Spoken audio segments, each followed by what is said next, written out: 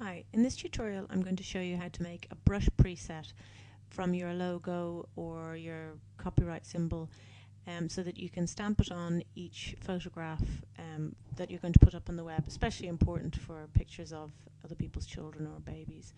So the first thing that we're going to do is make a new image. So say if you usually save your files for 800 width, 800 pixels wide for the web, and you just think about how wide do you want your logo or your copyright watermark to be. So I say, well, half. I'm going to make this one 400 pixels. This picture here is 800 pixels wide, so I'm going to make my new document 400 pixels, and then I'll be able to see how big that's going to be.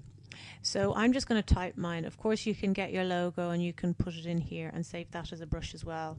You know, that's easy as well. So I'm going to just type mine in, and to get the copyright symbol, you press Alt and then 0169, and then that'll come up with the copyright symbol. I think on a Mac it's Option G, but you can test that out yourself. I don't have a Mac, I just have a PC.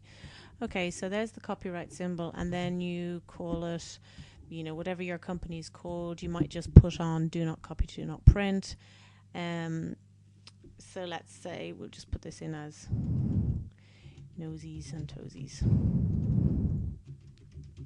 Photography. Don't worry too much about the color of this, because you can change the color once it's a brush. You can make it whatever color you want. It's just for the moment we're just going to put in. I'll just make this a little bit smaller, and then maybe have this bold. Okay, so once you're happy with that, it could possibly be a little bit bigger. Let's have a look. Well, I can just slide it over here and see how it's going to be. Well, that's probably big enough.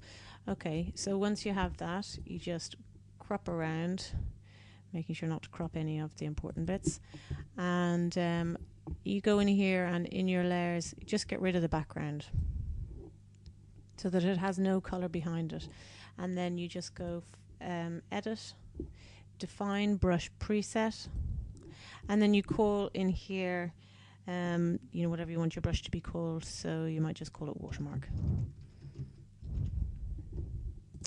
Okay, so now that's saved.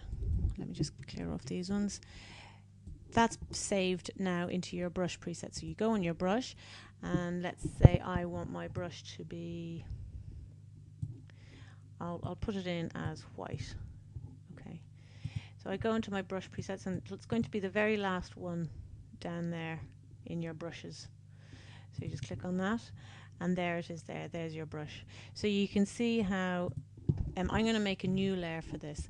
Now it's same with any brush. You can the opacity there is 43, so I'm going to put that up to 100, and when it's on a different layer, it means that I can do whatever I want with it now.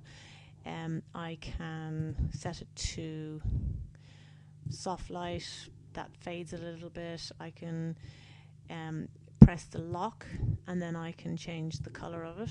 So if I want it to be orange, once it's on lock there, I can just press fill. It'll fill in with the foreground color. Let me just put that back to multiply or something like that. So you can change the color of it, you can change the opacity of it, you can say if you want to make it black, you can then set it to soft light. That can be kind of nice as well, and you can move it around anywhere where you want, but you know that you always have that as a brush in here. And of course you can put on your logo as well. The same, you do it the same way. Instead of just typing, you can just put in your logo in that little brush preset, and it'll come up like that. And that's a quick way to watermark your images.